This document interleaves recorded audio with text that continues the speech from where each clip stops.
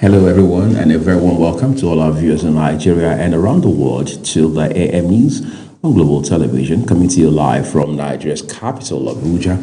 I'm Wiyag Mofwebe, reminding all of our viewers that we are on DSTV channel 365 and on Star Times channel 276. Christians across the world are celebrating Easter, marking the resurrection of Jesus Christ as a cornerstone of the Christian faith, symbolizing hope, renewal, and victory over death. The Global TV's Samuel Odi completes the report. The celebration, which follows the solemn observance of Good Friday, draws millions of faithfuls to churches in worship, prayer, and reflection on the sacrifice and triumph of Christ. Clergy have called on believers to embrace the virtues of love, sacrifice, and forgiveness which Easter represents. That's the real essence of Christianity. That's the bedrock of Christianity. That gives Christianity validation. That's the proof of the resurrected Jesus. Christian faithfuls are urged to recount that Easter is a time for faith renewal and remember that no matter the challenge, there is always hope and a new beginning through the resurrection of Jesus Christ.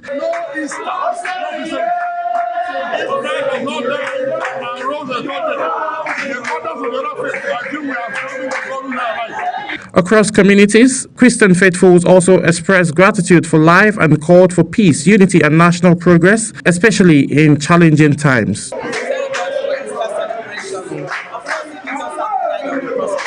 As celebration continues, Christians are reminded that the message of Easter goes beyond festivities, urging all to live a life of compassion, selflessness, and unwavering faith in the promise of a renewal. Samuel Odi for Global Television News.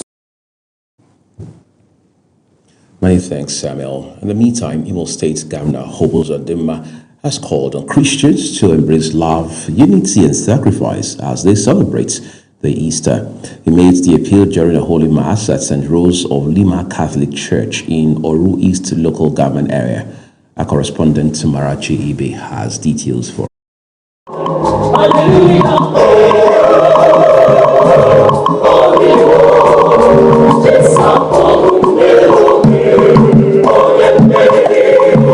Christian faithful gather at the church to commemorate the resurrection of Jesus Christ, a central event in the Christian faith, symbolizing victory over death and promise of eternal life.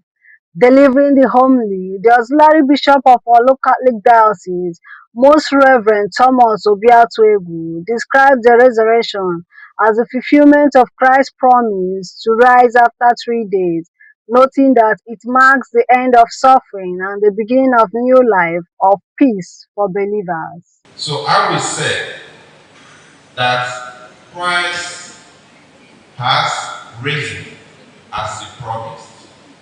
And this is what we call resurrection.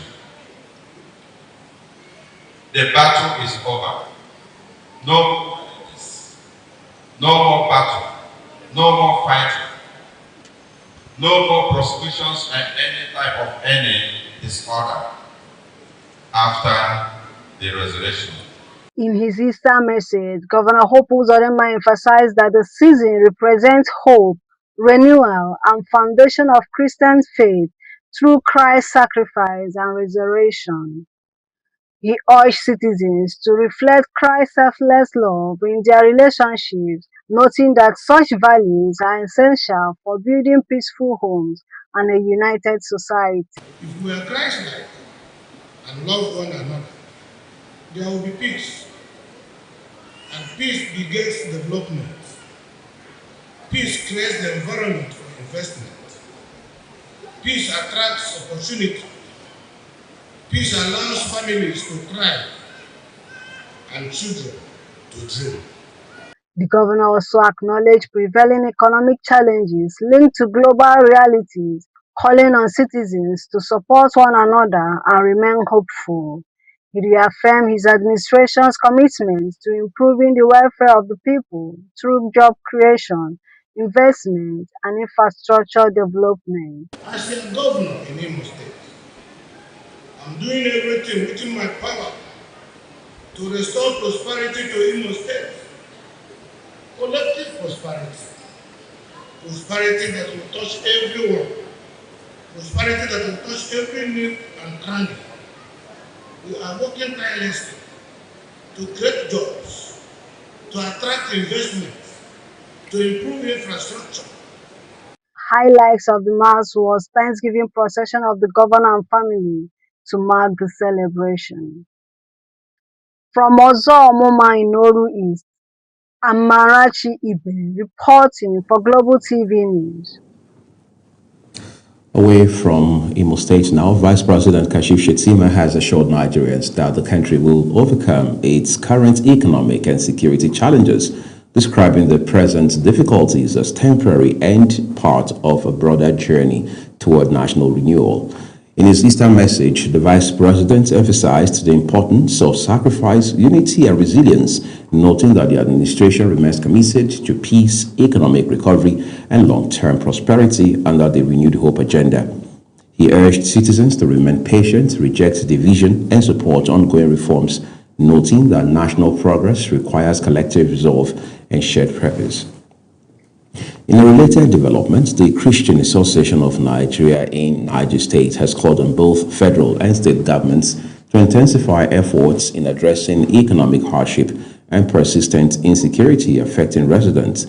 In its Easter message, the association urged Christians to reflect the values of compassion and generosity by supporting vulnerable groups while also emphasizing the need for unity, peaceful coexistence, and sustained prayers for leadership. CAN further encouraged active civic participation ahead of the 2027 general elections, stating that collective responsibility is key to shaping a better future. President Bola Tinubu has inaugurated the Gateway International Airport in Ikberu, Ogun State, alongside a new state-backed airline, commending Governor Dapo Abiodun for what he described as a visionary leadership and prudent resource management in delivering the project. The president noted that the airport aligns with broader national infrastructure and economic development goals, while former President Olusegun Obasanjo described the facility as a landmark project that significantly reduces travel time for residents. The governor says the airport forms part of wider investments, including over 1,600 kilometers of roads, housing, and sectoral development, all aimed at positioning the state as a competitive investment hub. Let's turn to other stories now. The Nigerian Association of Resident Doctors, NARD, has announced an indefinite nationwide strike beginning April 7, citing the federal government's alleged decision to halt implementation of a revised professional allowance structure. The association says the move violates agreements reached after its 2025 strike and undermines its trust, warning that healthcare services across the country will be severely disrupted. NARD is demanding immediate reversal of the decision and full payment of outstanding entitlements, including allowances for call duty, rural postings, and other incentives. The Nigerian Army has launched a large-scale stop-and-search operation across Jos following a deadly attack that left more than 28 people dead and several others injured. Troops under Operation Enduring Peace have arrested suspects and recovered weapons while responding to fresh security threats in part of Plateau State. Chief of Army Staff has also approved the deployment of 850 additional troops to reinforce operations and restore stability in the affected areas. Benue State Governor Hyacinth Alia has strongly condemned the deadly attack on Balom community in Ngwe East local government area of the state, describing it as barbaric and unacceptable. In a statement by his Chief Press Secretary, Teso Kula, the governor says the incident, carried out by unknown gunmen, is a direct affront to the peace and security of the state while sympathizing with affected families. The governor also warned that the pattern of attacks in parts of the state will no longer be tolerated, reaffirming his administration's determination to confront and subdue all forms of criminality threatening communities across the state. He commended the swift response of the Nigeria Police Force and other security agencies, noting that efforts are ongoing to track down the perpetrators. The Independent National Electoral Commission (INEC) has directed all resident electoral commissioners to suspend publicity and preparations for the planned nationwide voter revalidation exercise. In a letter signed by Secretary Rose Oriaro Anthony, INEC had initially instructed commissioners to begin necessary preparations, including mobilizing personnel and readying INEC voter enrollment devices. The Commission had earlier announced that the exercise would commence on April 13, 2026, as part of efforts to update the voter register ahead of the 2027 general election. The proposed timeline indicated that the exercise will start at the local government level from April 13 to May 2nd and move the registration area level from 5 to 11 of May and conclude at polling units from May 13 to 19. The National Drug Law Enforcement Agency, NDLEA, has uncovered a major drug trafficking syndicate that concealed cocaine in tins of palm kernel oil bound for the United Kingdom, exposing the evolving tactics by international cartels. Operatives intercepted over 3 kilograms of cocaine at Lagos Airport, leading to multiple arrests and the eventual capture of the alleged kingpin, alongside the recovery of hundreds of modified tins and drug processing equipment. The agency says the operation highlights its strengthened intelligence capacity, warning that traffickers exploiting legitimate export channels will be tracked and dismantled. This is Global Television, and you are watching the live broadcast of the AM News. The rest of the news continues after this break. Applause, business, foreign, and sports stories for you. Please don't go away. Thank you for joining us. We expect Monday to start off with a spill from Sunday's evening rainfall across parts of Lagos, Southern Ondo, and the coastal cities. If you are in this area, you may want to take precaution as there are possibilities of flash flooding. And by afternoon period, thunderstorm activity is expected to persist and extend further inland across the southern cities. Isolated thunderstorms are also likely over parts of the Federal Capital Territory, Kogi, Kwara, and Nasarawa states, with a possible extension into parts of Kaduna and Taraba State as well. Residents in these affected areas are advised to remain vigilant and take appropriate precaution, particularly against heavy rainfall, strong winds, and lightning. And that's your weather for Monday. Do join us again.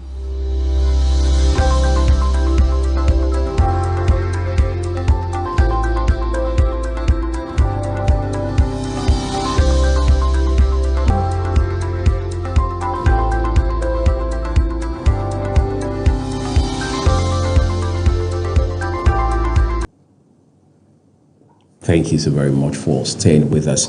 The second part of this news broadcast now returns with business, where the Nigerian Communications Commission, NCC, has directed mobile network operators to compensate subscribers in areas where network quality falls below prescribed standards. In a statement issued recently, Head of Public Affairs at the Commission, Nena Okoha, said affected users would receive airtime credits calculated based on their average spending patterns and their presence within local government areas where service failures occur. The Commission explained that the move is part of its broader consumer-focused regulatory philosophy aimed at placing subscribers at the center of Nigeria's telecommunications system. The Central Bank of Nigeria, CBN, says the banking sector is now better positioned to absorb economic shocks and finance large-scale investments following the completion of its recapitalization program. According to the Apex Bank, lenders collectively raised 4.65 trillion naira, strengthening their capacity to support SMEs, infrastructure, and export-oriented industries critical to economic diversification. The CBN also said the strengthened capital base will enhance long-term financial stability as well as drive industrial growth across key sectors. The Maritime Academy of Nigeria has projected over 24 billion naira in revenue for the 2026 fiscal year. Acting Rector Dr. Kevin Okona made the disclosure during a budget defense session before the House of Representatives Committee on Maritime Safety, Education and Administration. National Assembly correspondent Aniete Patrick was there for Global Television. Giving a breakdown of the expected revenue, he explained that after statutory deductions to the Consolidated Revenue Fund, the Academy expects a net revenue of nearly 24 billion naira, with major inflows from the 5% statutory funds of Nigerian Maritime Administration and Safety Agency, student fees, and other internal sources. On expenditure, the institution plans to commit the bulk of its budget to capital projects, overhead costs, and personnel emoluments, matching its total projected revenue. The rector also highlighted recent achievements, including international certifications, improved power supply, and increased cadet placements through partnerships with NLNG Shipping and Marine Services Limited. This issue, fortunately for us, when we went for the defense at the Senate Committee on Marine Transport, we were sitting side by side with NIMASA. So we presented the same, and the senators asked the same question. We never know what, we have never got information on what NIMASA is budgeting. So from here and there, we put a budgetary projection. But the matter was also brought to the fore, and NIMASA promised that subsequently they will give us information on what they are budgeting. Chairman of the committee, Khadija Bukar Ibrahim, described the academy as critical to Nigeria's maritime growth, while urging transparency, accountability, and strategic spending.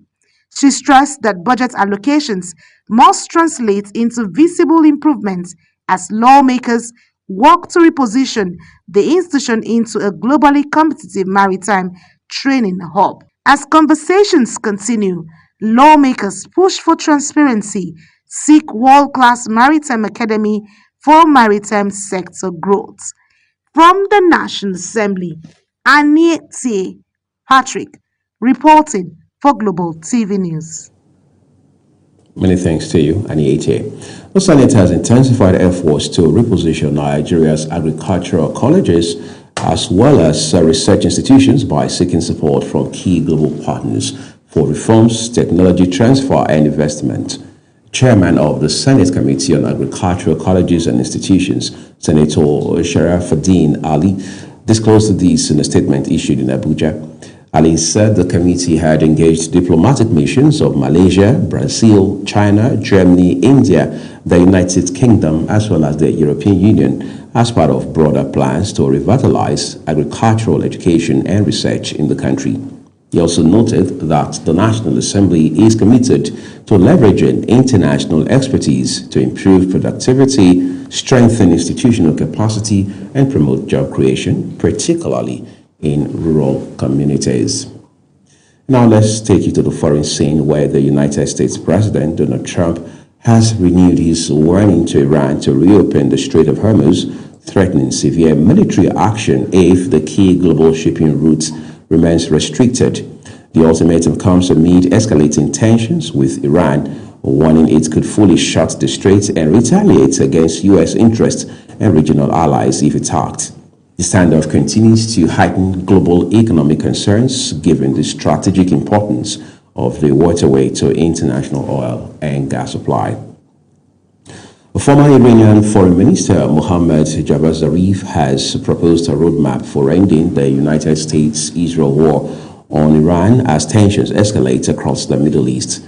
Zarif called for a broader resolution beyond a temporary ceasefire, warning that prolonged fighting would lead to further civilian casualties and infrastructure damage. He suggested Iran could limit its nuclear program under international monitoring and reopen the Strait of Hormuz in exchange for the lifting of sanctions. The proposal comes amid escalating tensions across the Middle East and growing global economic concerns. After 4 years of a brutal war of attrition, Ukrainian President Volodymyr Zelensky has signaled that the path for peace may lie through Turkey. Meeting with economical patriarch Bartholomew in Istanbul, Zelensky moved beyond battlefield rhetoric, responding to growing calls for diplomatic resolution. Kabir Hassan has more. Since 2022, Ukraine has remained a landscape of destruction and resistance. But in Istanbul, the tone shifted from war to a calculated push for peace. Zelensky met with Patrice Bartolomei to discuss humanitarian concern, including abducted children and prisoners of war. However, attention turned to Turkey's proposal to host a high-level peace summit, an offer Zelensky says Ukraine is ready to embrace. Ukraine, how to stop this war. And of course, about peace, we need negotiations and peace talks. Peace, we spoke with President Erdogan. He is also on this side, on the peace side. And of course, we need to stop this war and to use all the, all the values, all the diplomatic experience what our friends have, and also President Erdogan, he wants to make negotiations here in Istanbul. We are ready to come. I always said that we are ready for the meeting on the level of leaders in any kind of format. Zelensky's declaration places pressure on Moscow to respond. Whether the claimant accepts the call for dialogue or maintains its current stance remains uncertain. Kabir Hassan, reporting for Global TV News. Oh, thank you so very much, Kabir. And now time to look at sports for you. The third National Para Games has come to a colorful close at the Moshood Abiola National Stadium, with Enugu State emerging overall champions in a thrilling display of talent and resilience. The week-long competition wrapped up inside the velodrome, drawing top government dignitaries, including Nigeria's First Lady Oluremi Tinubu, represented by the wife of the Vice President, Nana Shetima. Aniete Patrick has details. In her remarks, the First Lady praised athletes for their discipline and determination, describing all participants as champions, regardless of medal standings. She reaffirmed the federal government's commitment to inclusive sports development under the renewed hope agenda of President Bola Tinubu. You have shown us that the spirit of humanity knows no limitation. As a mother, I am deeply inspired. I see not just athletes, but tiny sons and daughters of Nigeria who have chosen courage over fear, excellence over experience and limitation. Chairman of the National Sports Commission, Shehu Diko, also assured para-athletes of continued support, emphasizing their importance in Nigeria's sporting future. I remember when we came in, we said we have to reset, we have to refocus, we have to relaunch. Those are the three pillars of the renewed hope initiative for Nigeria's sports economy that we are implementing. And part of it is that we have to be deliberate about whatever we are doing and intentional about it. That is the refocusing part of it. The resetting part of it is... On the medals table, Enugu State finished top with an impressive haul of 40 gold, 8 silver and 7 bronze medals. Bayelsa placed second, while Edo State secured third position. Rivers and Lagos States completed the top 5. Speaking with Global TV exclusively, Director General, Ministry of Youth and Sports, Enugu State, Dan Onwubuna, said their performance is a prelude of what should be expected at the upcoming National Sports Festival in Enugu. Came here looking for good, looking to win actually, so that it will be a prelude to National Sports Festival that will hold in Enugu very soon, hopefully November this year. So we came here to determine our fate and say that yes, we have arrived in sports, because over time, Enugu State sports had dwindled to a very terrible extent, very deplorable. The 2026 edition of the National Para Games leaves behind a strong message of inclusion, excellence, and the rising profile of para sports in Nigeria. Aniete Patrick, reporting for Global TV News. Away from Aniete's report now, Niger Tornadoes have issued a strong warning to their supporters over crowd misconduct, cautioning that further incidents could lead to the club losing its home ground advantage in the ongoing Nigeria Premier Football League season. The club's secretary, Jibrin Haruna, made the appeal following a final warning from the league board over security breaches and fan behavior during recent home fixtures in Minna, Niger State. He stressed the conduct of supporters would play a decisive role in determining whether the team can complete the campaign without sanctions. And that's all we have for you on the AM News. A quick reminder that Global Television is on DSTV channel 365 and on Star Times channel 276. As always, we encourage you to follow us as well as interact and subscribe across all of our social media platforms using at Global TV NG as well as other handles as you now see on your screen. I am Uyi Agmofuego, and a big thank you to you for watching. Starting shortly is Global Morning.